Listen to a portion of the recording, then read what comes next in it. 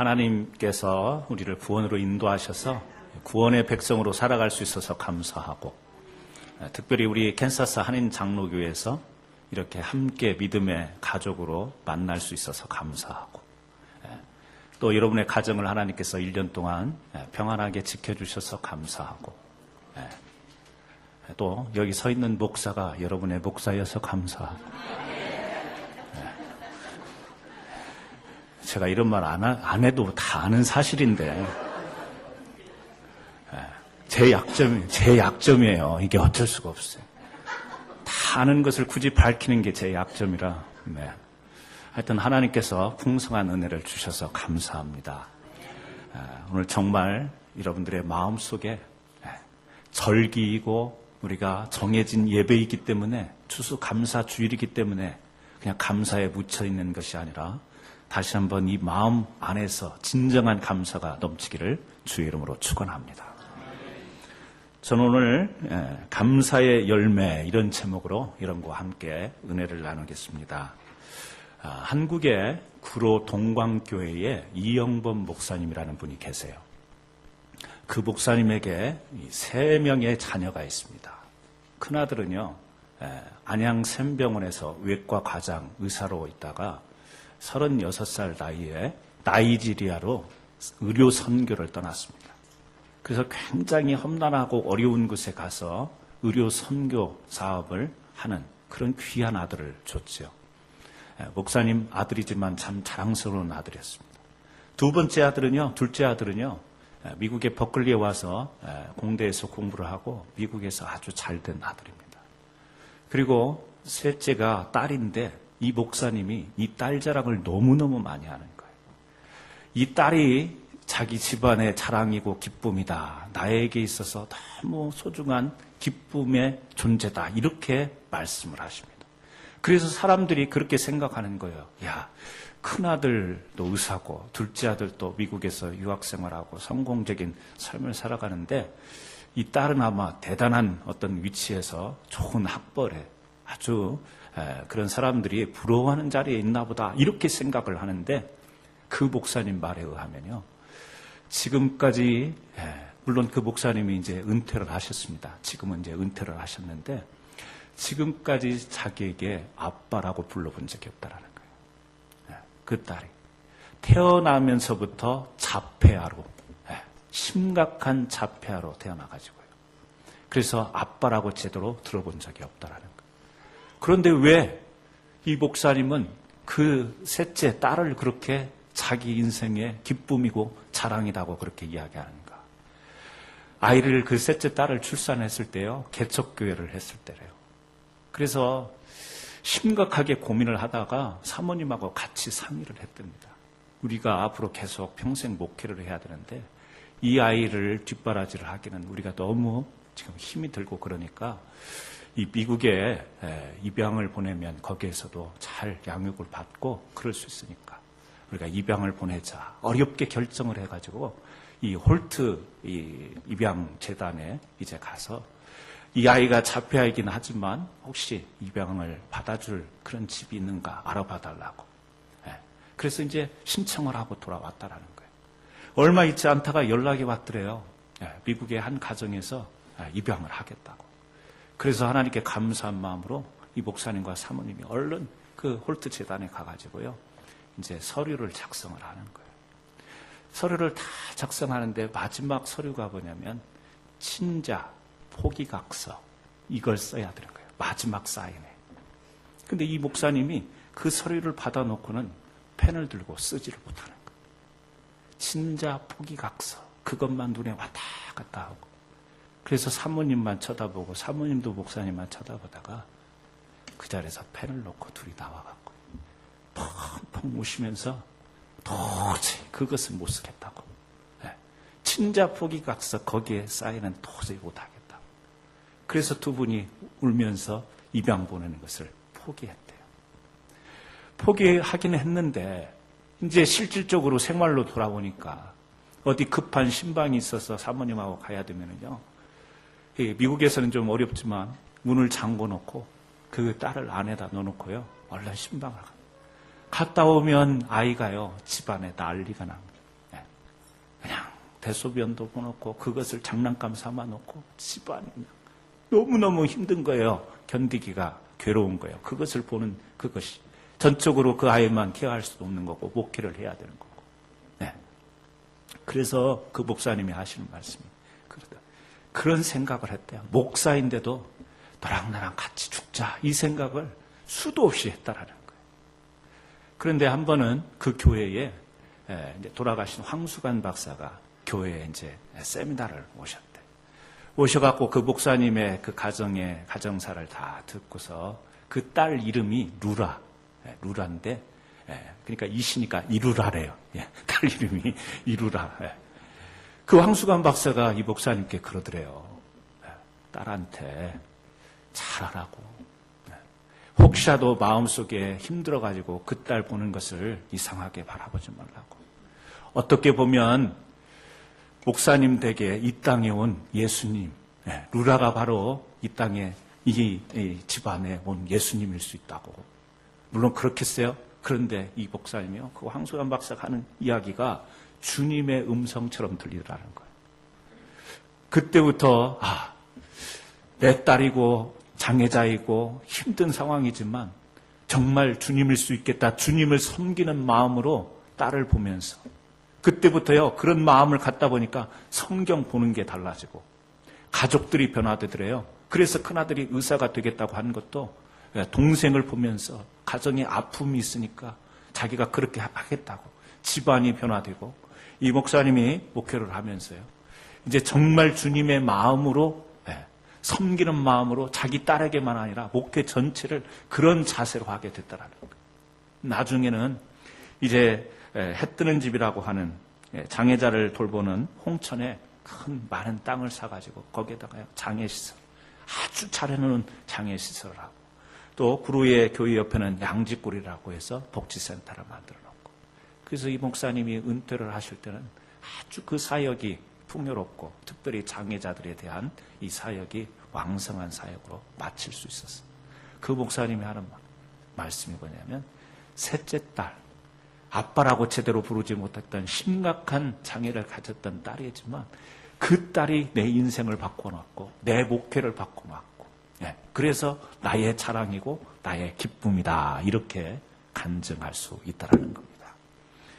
여러분, 오늘 본문 말씀에도 보게 되면 바울, 우리가 너무 잘 아는 사실입니다. 바울에게도요, 인생 가운데 가시가 있었습니다. 어떤 가시예요? 육체의 가시. 성경학자들이 그렇게 이야기합니다. 아마 눈에 큰 질병이 있었을 것이다. 눈이든 어쨌든 자기가 너무너무 가지고 있는 그 상처, 아픔, 장애 때문에 하나님 앞에 3번이나 간절히 작정 기도를 했던 사람이 바로 바울입니다. 너무너무 그것 때문에 고통스럽고 힘들어서 그것을 좀 해결해 달라고 하나님 앞에 3번이나 특별한 기도를 드렸다라는 거예요. 근데 성경이 우리에게 이야기하고 있는 것은 뭐죠? 그럼에도 불구하고 하나님이 그 기도를, 자기 바울이 그 가시를 없애달라고 기도했는데 그 가시가 없어지지 않았다라는 거예요. 그러면서 주님이 주신 말씀이 뭐냐면, 내 은혜가 내게 족하도다. 가시가 있는데 괜찮다. 너는 지금 그 상태가 좋은 것이다. 이렇게 말씀하셨다라는 거예요. 여러분에게 너무 큰 고통의 문제가 있는데 하나님께 특별하게 3번이나 금식도 하고 철야도 하고 작정기도 했는데 그것이 응답이 안 되면, 그리고 또 더군다나 주님께서 야, 괜찮다. 네가 지금 간절히 기도하지만 네 상태는 괜찮은 거다, 이렇게 이야기하면 여러분은 어떻게 받아들이시겠어요? 그런데 바울은요, 그 말씀을 받으면서 어떻게 이야기해요? 그 가시가, 그래, 주님께서 그렇게 말씀하셨는데 그 나의 육신의 가시 3번이나 기도했던 그 기도의 제목이 있었는데 그것이 족하고 변화되지 않고 내가 생각한 것처럼 응답이 되지 않았지만 그것이 은혜다, 이렇게 이제 받아들이고 고백하는 거예요. 왜 그렇죠? 고린도후서 12장 7절 말씀, 또 9절 말씀, 10절에 보니까 뭐라고 나와 있어요? 그 육신의 가시가 나를 교만하지 않도록 막아주었다. 그 육신의 가시가 나를 온전하게 만들어줬다. 그 육신의 가시가 나를 강하게 만들어줬기 때문에 오히려 그 가시보다 온전하게 되고 바르게 되고 강하게 되는 하나님의 은혜가, 가시보다 더 큰 은혜가 있기 때문에 나는 그것을 인해 감사한다. 이렇게 바울은 고백하는 것입니다. 사실 이 육신의 가시가 있고 지금 하나님 앞에 육신의 가시를 없애달라고 기도하고 또 그렇지만 하나님께서 내 은혜가 족하도다 그러면서 바울이 그 은혜를 감사할 때는 그에게는 어떤 삶이 있었는가? 우리가 12장 1절부터 쭉 읽었습니다만 그 앞에 나오는 내용이 뭐예요? 자기가 지금 가시를 자랑해요. 아픔을 자랑합니다. 나에게 연약함이 있지만 오히려 이것이 나에게 기쁨이 되고 자랑이 된다. 나의 가시가 자랑이 된다. 그 이야기를 하면서 앞에서는 어떤 이야기를 해요? 자기의 자랑거리가 또 하나 있다라는 거예요. 어떤 자랑거리가 있었어요? 영적인 체험의 자랑거리가 있었어요. 자기가 하늘에, 셋째 하늘에 올라갔다 왔다.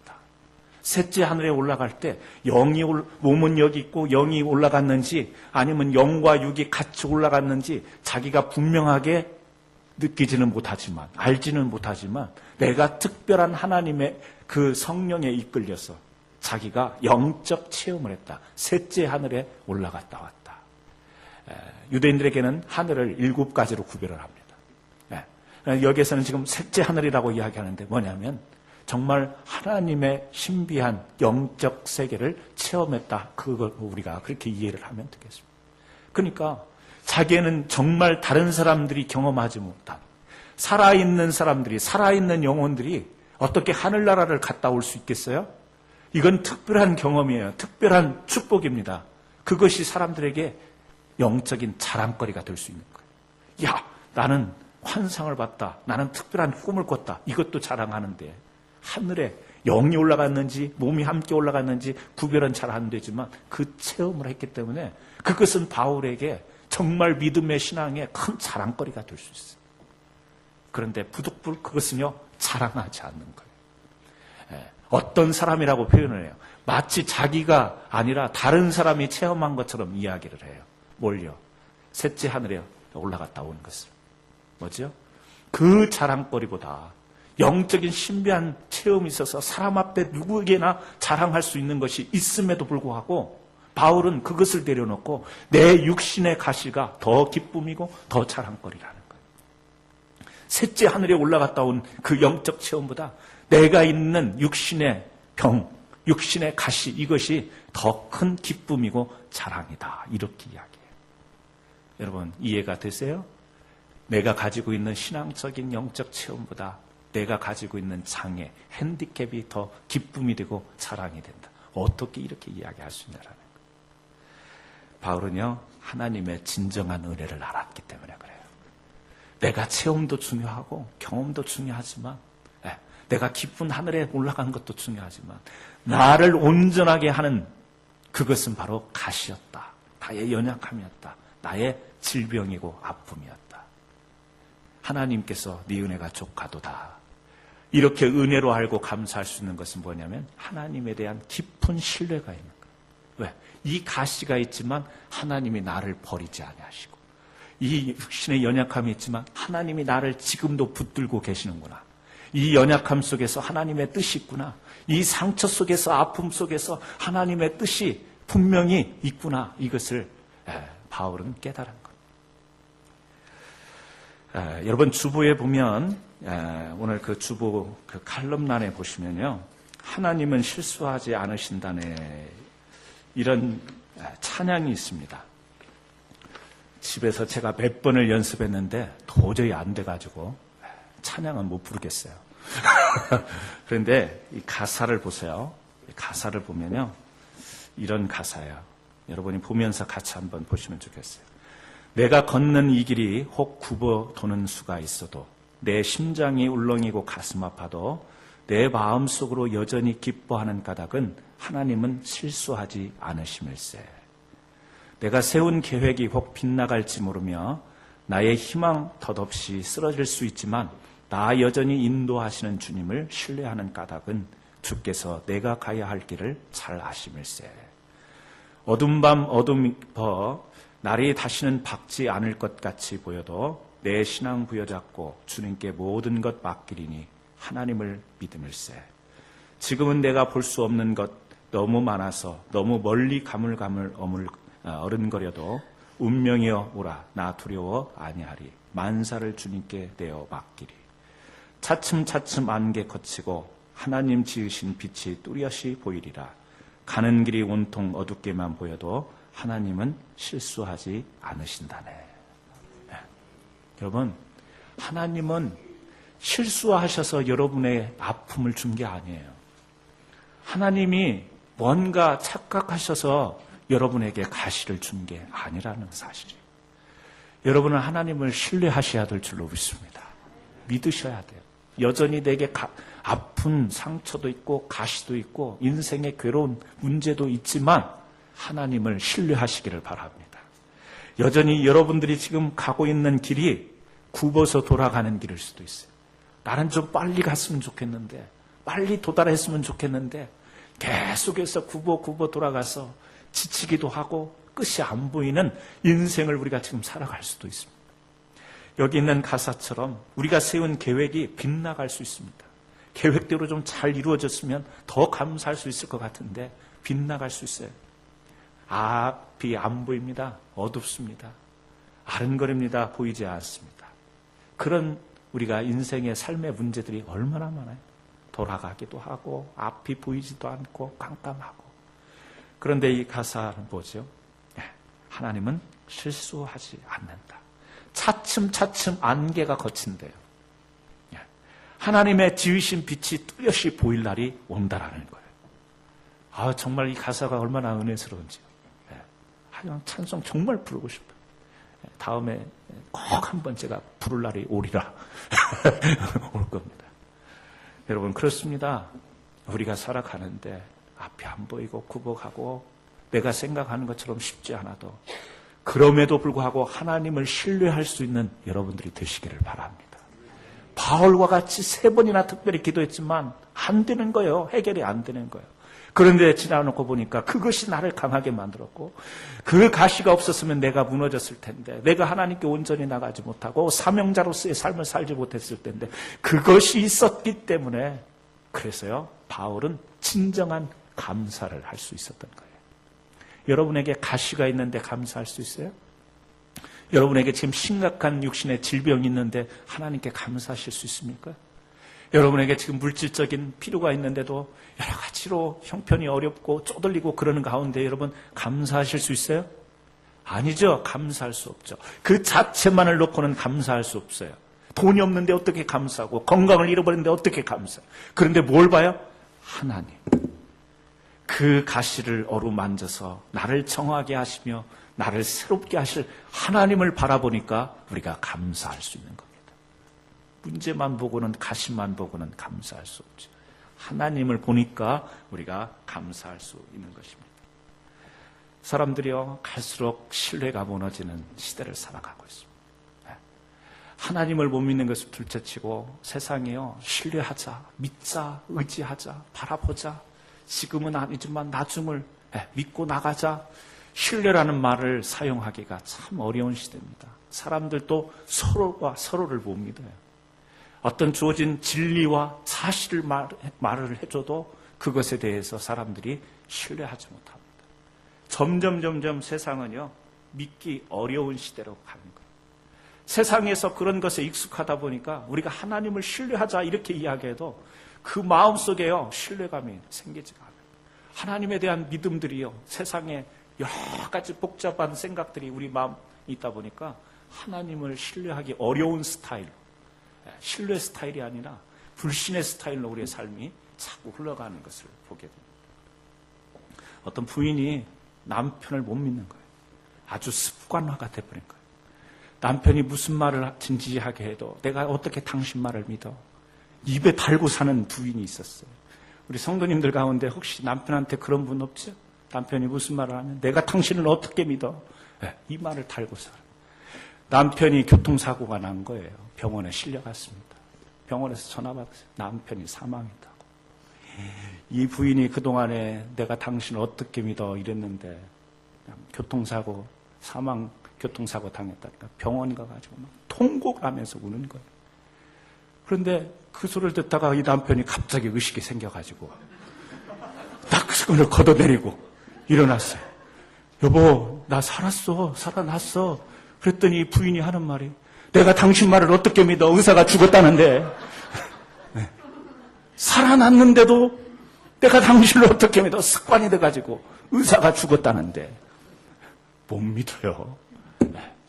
웃자고 하는 이야기지만 여러분, 세상이 그래요.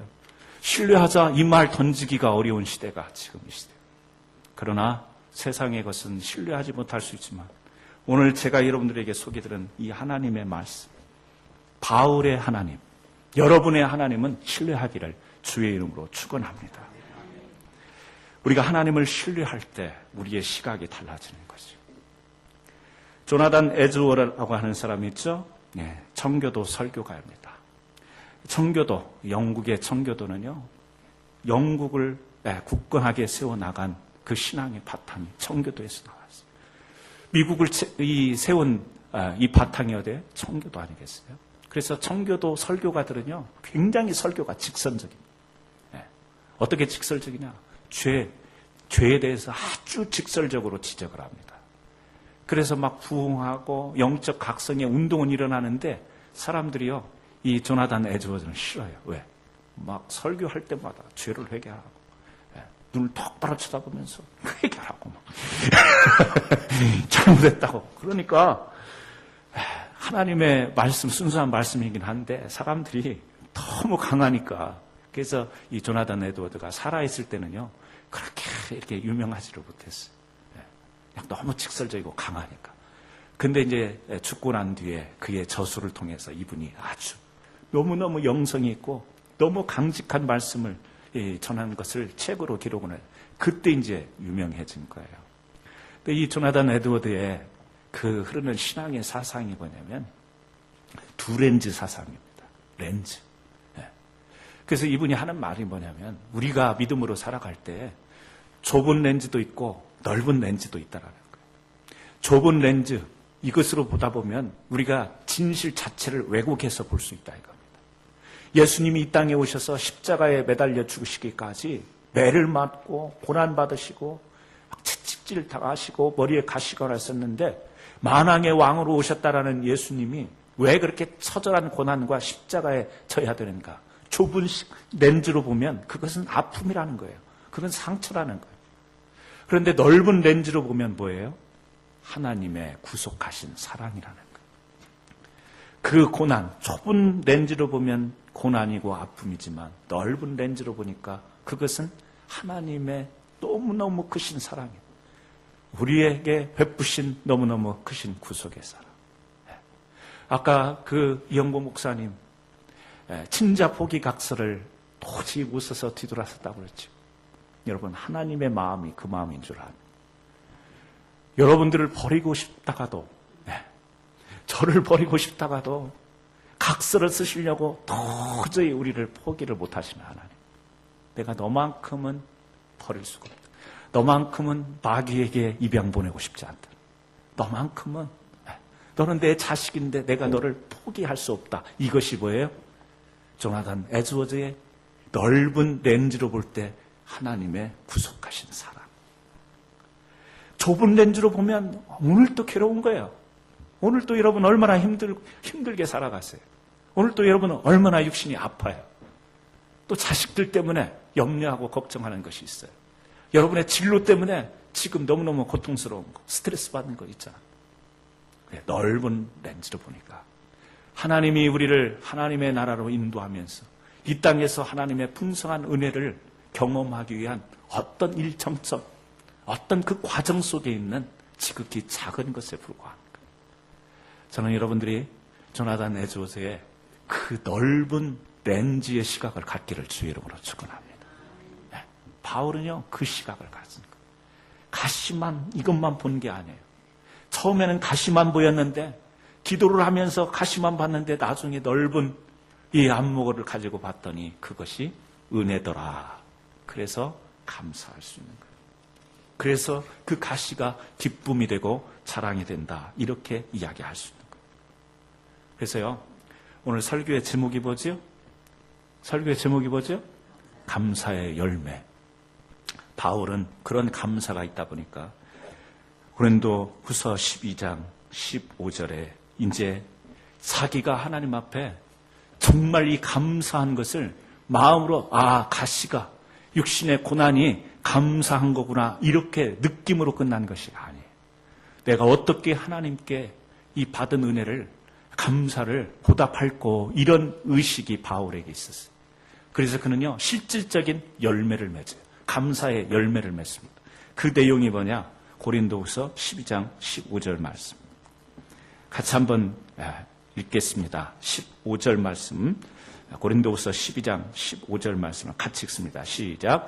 내가 너희 영혼을 위하여 크게 기뻐함으로 재물을 허비하고 또 내 자신까지 허비하리니 너희를 더욱 사랑할수록 나는 덜 사랑을 받겠느냐. 자, 바울이 하나님 앞에 받은 은혜가 감사해서 그 감사의 열매를 맺는데 지금 뭐라고 이야기하냐면 고린도 교회를 향해서요.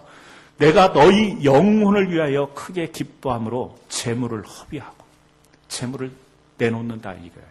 또요. 내 자신까지 허비한다. 개역 개정에는 내어놓는다. 내어놓는다라는 무슨 이야기죠? 나는 하나님 앞에 받은 은혜가 너무 감사해서 나는 헌신하겠다. 이 고린도 교회 한 영혼 한 영혼을 향해서 내 자신을 내어놓고 내 물질을 투자하고 내 모든 것을 헌신하겠다. 이것이요 바울이 하나님 앞에 받은 은혜에 감사해서 맺는 열매. 오늘 이 말씀을 보면서 우리에게도 이러한 감사의 열매가 있기를 바랍니다. 뭐죠? 하나님께 감사하면 그 감사의 열매를 맺어야 되는데 그것이 뭐냐? 헌신이다. 헌신은 뭐예요? 나를 내어주는 거예요. 내 물질을 내어놓는 겁니다. 여러분 정말 하나님께 감사하세요? 아이고 감사하세 찬양하고 막 여기다가 감사해가지고 1년 동안 풍성한 우리가 농사 지은 건 아니지만 풍성한 것을 허락하신 주님께 감사하는 마음으로 호박 보니까 호박떡 먹고 싶고 예, 풍성한 하나님의 은혜 감사하네. 우리가 감사의 축제로 그쳐요? 감사하는 자에게는 열매가 있어야 될 줄로 믿습니다. 진짜 감사한 그 감사에 대한 보답, 그것이 열매. 그런데 오늘 바울을 통해서 우리가 배우는 것은 뭐냐? 헌신이에요. 헌신. 어떤 헌신? 특별히 바울은요 고린도 교회 그 영혼들을 향해서 나갑니다. 그 고린도 교회의 영혼들을 위해서 자기의 물질도 사용하고 자기의 모든 자신의 모든 것까지 내어놓겠다. 그런데 그 영혼들이 어떤 영혼이었어요? 16절 말씀을 보세요. 하여간 어떤 이의 말이 내가 너희에게 짐을 지우지는 아니하였을지라도 공교한 자가 되어 괴계로 너희를 취하였다 하니. 성경이 좀 어렵게 써있어요.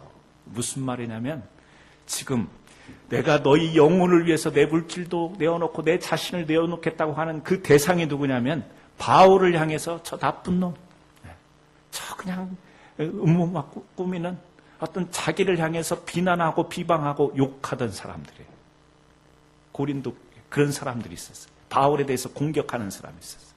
나쁜 놈 막 비방하고 비판하고 자기는 바울은요 뭐라고 얘기해요? 하여간 어떤 이의 일이 내게 너희에게 짐을 지우는 일을 아니했을지라. 나는 아무런 피해를 끼치지 않았는데도 사람들이 막 나를 비방하고 비난하는 사람들이 있는데 그 사람들을 위해서 내가 가서 어떻게 해요? 내 물질도 내어놓고 내 자신을 내어놓겠다. 왜? 하나님께 받은 은혜가 감사하니까. 나를 비방하는 자 앞에 나 자신을 던지겠다 이거예요. 여러분 맨정신으로 이렇게 할 수 있어요?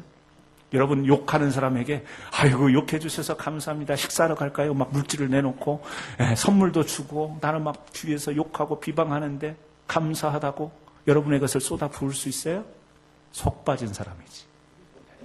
속 없는 사람이지. 근데 바울은요 지금 속 없는 짓을 하는 거예요. 왜? 하나님께 받은 바 은혜가 뭐예요? 넓은 렌즈로 보니까 그들을 품어야 되는 거예요. 그들도 하나님 앞에 감사로 이끌어 가야 되는 거예요. 그들의 인생도 하나님 앞에 기쁨과 자랑이 되는 감사로 이끌어야 되기 때문에 자기가 비방을 당하고 욕을 얻어먹어도 그 영혼들도 나와 같이 하나님이 기쁨이 되고 자랑이 될 수 있는 인생으로, 그들도 나와 같은 감사가 있는 인생으로 인도하기 위하여 내 물질도 쓰고 내 힘과 노력과 에너지를 다 거기에 쏟아붓겠다. 이것이 뭐예요? 헌신이라는 거예요. 저는 여러분들이 바울과 같은 헌신이 있기를 주의 이름으로 축원합니다. 감사 거기까지 있었으면 좋았을 텐데 목사님이 왜 설교를 또 이어가 헌신으로. 네. 감사하고 그러면 좋은데 헌신은요 부담되잖아요. 그런데 이 말씀이 이번 추수감사주일에 우리에게 주시는 말씀으로 여러분 받으시기를 바랍니다. 그래서요 여러분 주위에 여러분을 힘들게 하는 사람이 있을 수 있습니다. 힘들게 하지 않아도 여러분 마음속에 별로 가까이 하고 싶지 않은 사람도 있을 겁니다.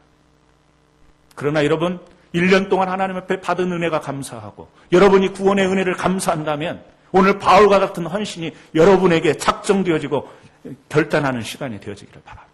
어떻게 해요? 여러분의 물질도 쓰세요. 마음에 안 들고 기쁘지 않고 여러분을 심지어 욕하는 사람에게 다가가세요.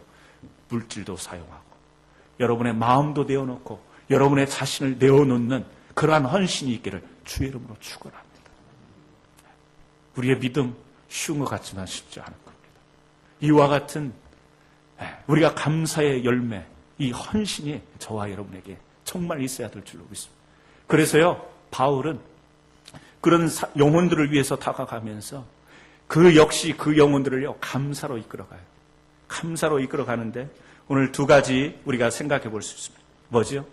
그들에게도 감사의 관계로 열어가는 것을 우리가 볼 수 있습니다. 감사의 관계로. 그래서 바울은 고린도 교회뿐만이 아닙니다. 로마 교회를 향해서 편지할 때, 에베소 교회, 빌립보 교회 편지할 때마다 항상 바울의 그 편지의 특징은 뭐냐면 감사가 중심에 있었다. 그래서 로마 교회를 향해 가지고는 당신들의 믿음이 온 세상에 전파됨을 인하여 감사한다. 그러면서 편지를 시작해요. 에베소 교회에는요, 당신들의 참된 믿음이 이 믿음과 서로 사랑함을 실천하고 있기에 감사한다. 또 빌립보 교회를 향해서는요, 당신들을 생각할 때마다 감사하고 기쁨으로 하나님께 간구한다. 그러면서 왜요? 빌립보 교회는 변함없이 바울의 사역에 동역하고 영적 의리를 지킨 교회였기 때문에. 그래서 교회들을 향해서 항상 던지는 말이 뭐예요? 감사하다고. 그러니까 그 편지를 받는 교회들은요, 바울에 대해서 마음이 열리는 거예요. 함께 공통된 대화거리를 찾는, 공통된 동역의 거리를 찾게 되는 거예요. 그래서 그 교회와 바울의 사역과 굉장히 친밀한 관계가 되는 것을 볼 수가 있습니다.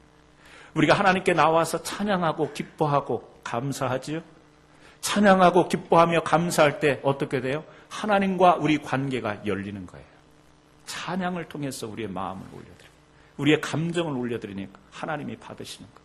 하나님 감사합니다. 우리가 감사할 때 하나님이 그 감사를 받으시면서 하나님께서 그분의 당신의 마음을 여시고 우리에게 그 영적 은혜를 함께 나누시는 축복으로 임하십니다. 우리가 하나님께 감사하고 찬양하고요. 그 감사 속에 관계가 열리는 축복이 있는 거예요. 하나님 앞에 우리가 그렇게 감사로 나가는 것처럼 하나님은 오늘 우리가 감사의 열매를 맺기를 원하는데 너희가 감사하냐? 나에게 감사하냐? 그렇다면 너희가 삶 속에서 감사의 열매를 맺으라. 어떻게 해요? 여러분들이 세상에 나가서 감사의 관계를 열어나가시기를 바랍니다. 관계를 열어나가시기를 주의 이름으로 축복합니다. 어떻게 해요? 감사한 마음. 저 왼수도 감사거리네.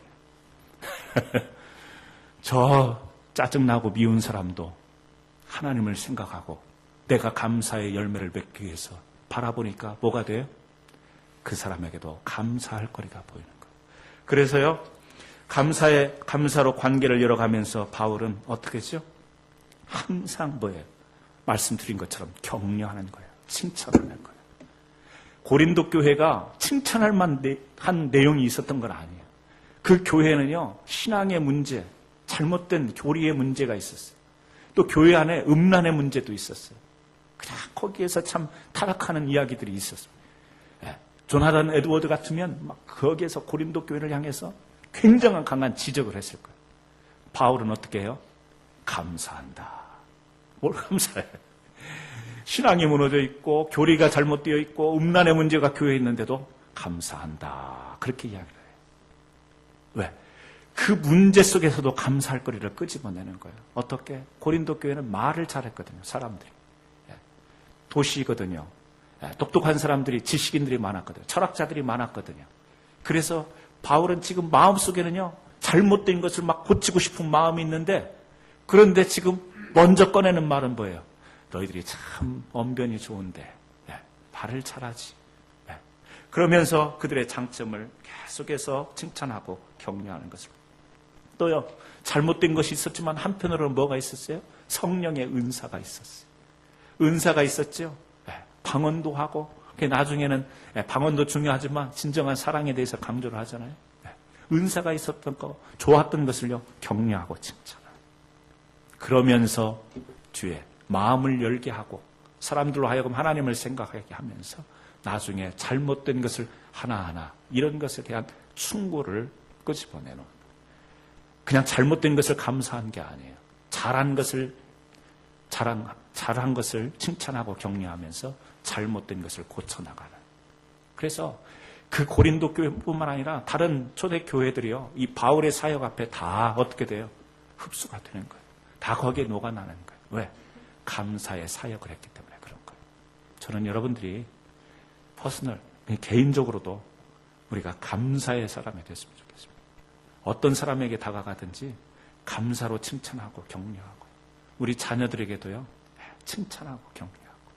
531 법칙이 있대요. 5번 가르치면 자녀들에게 3번은 칭찬을 하래요. 그리고 1번은 따끔하게 충고를 하래요. 531 어디서 읽었는데 어디서 봤는지 생각이 안 나요. 맞는지 모르지만 칭찬이 있어야 된다. 우리는 어떻게 돼요? 541이죠. 5번 가르치면 4번 혼내치고 1번 칭찬을.